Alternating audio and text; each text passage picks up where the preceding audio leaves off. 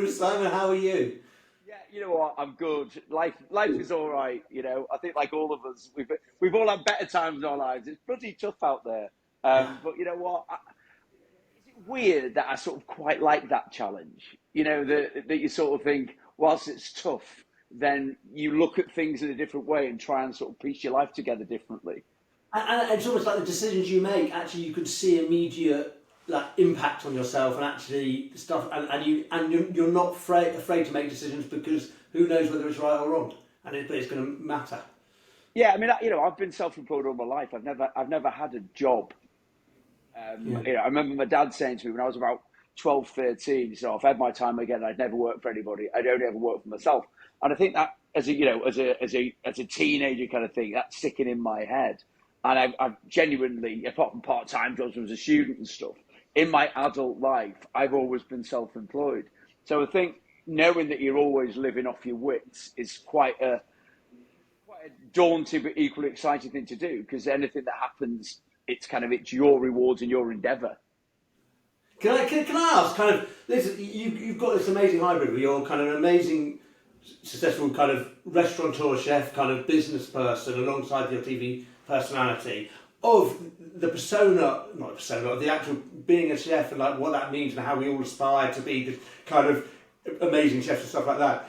Does it frustrate you about the realities of kind of the restaurant trade as to how the public perceive the world of food and everything that Yeah, kind of... funny enough, I think this is the first time. Yeah, I've owned restaurants for 33 years. This is the first time where I think that the public have thought, "Oh, I didn't realise what it actually took to run a restaurant." And I think that there's no reason to, in the same way that I have no idea what happens in a factory manufacturing carpets. Whereas when all of a sudden we sort of think, wow, all of a sudden I'm seeing that, my favourite thing to do, i.e. go out and eat, members will probably go, well, why are all these restaurants suddenly closing? And then you see what's happening with it. Because I think up until the point, I think when things are good, I like that mystery. I think the fact it should be that you go, how do they make it taste like that? How does that happen? Why is that? How do they get all the foods to come together at the same time? I think that mystery is nice. But at the moment, I think, yeah, I do think because people are going, well, why are all these restaurants shutting? I've just had to close one of mine that we've had for 33 years. And people go, well, how come you've had to close it? Because you're busy all the time. And you go, yeah, well, it costs this amount of money to get my rubbish taken away. This is how much a plate costs. This is how much a glass costs. This is what it costs to employ people. And suddenly people go, oh, wow. I've just always thought it was a rip-off restaurant. So there you go. I understand why, if I can buy a bottle of wine for £8 and you're charging me 32, there's a reason why you're charging me 32. And it's kind of, there has been a very seismic shift, I think, this year in that. And I suppose, and the obvious question off the back of it is, do we therefore, as punters, undervalue food? Or are we more... Yes and no, really. I mean, I think at the moment, I've always sort of said that my biggest competitor isn't another restaurant, it's the supermarket. So if you can go out and you can, so tonight, it's a cold night, and you sort of think, right, okay, what we're going to do tonight. So you phone your other half and says, why don't, I tell you what I'm going to do. I'm going to go to Marks and Spencer's. We can get that two dine-in for 20 quid, whatever it is. So we get a main course, we get a side, we get a pudding and a bottle of wine, it's 20 quid. And we're talking Marks and Spencer, so you're talking half decent food that you kind of cook, it's half prepared. So for me, to tempt you out, I'm going to say, right, okay, well, rather than do that, why don't you spend 20 quid in a cab each way? You come and sit down and dine with me and you spend 70 quid. And you go, that was lovely, but I got cold, I got wet. Meanwhile, I could have stayed in my nice house, sat in front of the telly, put my pajamas on and my slippers, and had just as good a time. So I think that, the supermarkets do a really good job. An interesting thing about supermarkets is, so if I say you go and buy beef bourguignon from the supermarket, right? So if I was to sell you beef bourguignon, I've got to charge you 20% VAT on that beef bourguignon. If you buy that as a meal that is semi-prepared, there is no VAT on it. So straight away, the supermarket, like anything else, they don't have the staff to kind of staff it in a restaurant to hold. They've got a 20% advantage on me. And I think that's one of the things that a lot of people are now starting to realise. That it's a big difference. If we charge you 15.5 quid for something to eat, 13 quid is what I'm actually charging you, because 2.5 quid of it is VAT. So let me ask, kind of, in my eyes, and I might be wrong, but kind of, the one thing about the pandemic, it brought out a lot of innovation from the food industry, kind of with kind of how food can be delivered to people if they can't come to the restaurant. Has that gone on, or have we gone have we been like we're back open and that's it, we're back to how it was? Hugely. I think when everything reopened, everybody was so euphoric that they could go out and sit down next to each other and sit and laugh and have a good time. But I think eating habits definitely changed. I think, all the delivery services now make it so easy to kind of do it from home. And it is cheaper. No two ways about it. At the end of the day, you get your food delivered, even though it's maybe not far off restaurant prices. Then you are all, like I say, you're not having a cab. It's cheaper wine because you're buying it from the supermarket. There isn't the markup on it. And I do think particularly suburban restaurants here, we've got 24 restaurants. The ones that have been most affected are the suburban ones rather than the city centre ones because of that. So now it used to be people would come home, get ready, go out, go to their local restaurant. Now people go home and stay home. And it has been a massive change in people's dining habits in Britain. And do you see kind of drawing similarities to other industries as you described that? To me, that's exactly the same challenges facing the cinema industry, the film industry, and kind of going to the cinema as opposed to watching on your own television. And we're seeing by some of these cinemas, they are moving more up market. So you go there and you have the experience as much. Are restaurants capturing the experience and definitely. I mean, I think we saw it with pubs years ago. When they always reckon that when the smoking ban happened, so many traditional boozers lost their way because, your average, very sweeping generalisation, your average man or woman would finish work, go to the pub, couple of pints, couple of ciggies, and go home. Suddenly, when they couldn't smoke, they well, I can just go home and smoke and buy my booze from a supermarket.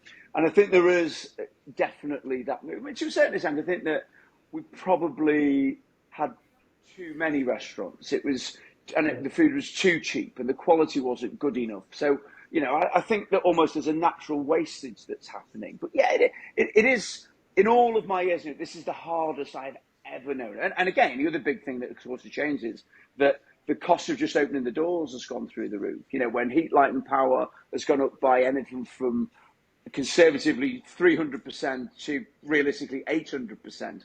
Cost of raw ingredients has doubled, cost of employing staff has gone through the roof. So all of a sudden, the cost of literally just opening the door has completely got out of control. Then you look at it and go, wow, that just makes it so much harder to make a living. So your margins get squeezed and squeezed and squeezed to the point where you go, right, it's now slipped below what I can do because I still have a sweet spot. I can't charge you more than a certain amount to come and dine because that's just too expensive. So, it is very, very tough. And then equally, on the other side of it, if you've got a mortgage and you've just come out of a fixed rate deal, then your mortgage has probably doubled in price. So the same thing's happened to, on the other side of it, consumers have less money to spend too. So let me out that does sound very doom and gloom, and yet you say it almost with a kind of thrill in your voice of the challenge. How do you view it? How do you view it? Are you optimistic? Yes, I mean, cautiously optimistic. I think the thing about any kind of level of recession or cost of living crisis, it can't continue forever. We live in a capitalist society where people need to make money, people need to create money, we need to create wealth, we need to create jobs. Therefore, there has to be a way to do it. Now, whether that means that all of a sudden we go, okay, look, we're not going to eat out as much as we used to, but therefore it's more expensive to eat out, so the industry changes its kind of slant. So you maybe don't get the same kind of offers. I suppose the airline industry is a good example of that.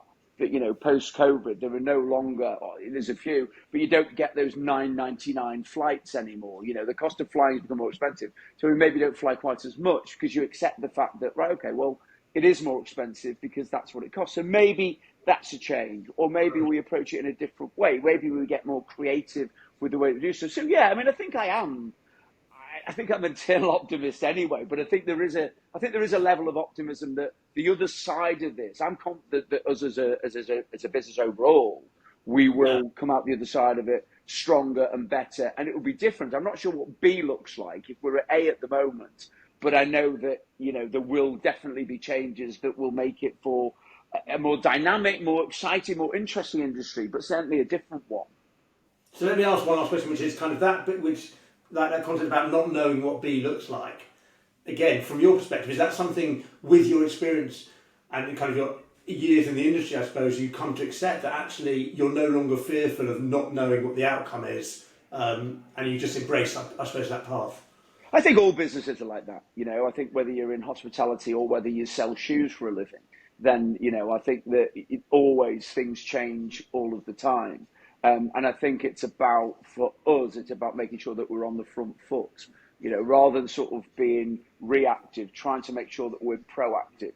So that you look at what's going on, you try and make the best of what at the moment is a pretty tough place to be, and making sure that you are better than you've ever been, that the service is better than it's ever been, the quality of the food is better than it's ever been, the environment that you're in is better than it's ever been. So you try and make sure that you are the very best version of yourself.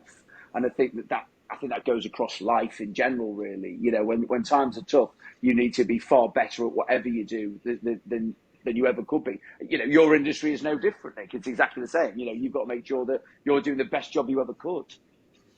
Brilliant. Simon, I like that. On that note, thank you so much for your time. It's been lovely speaking.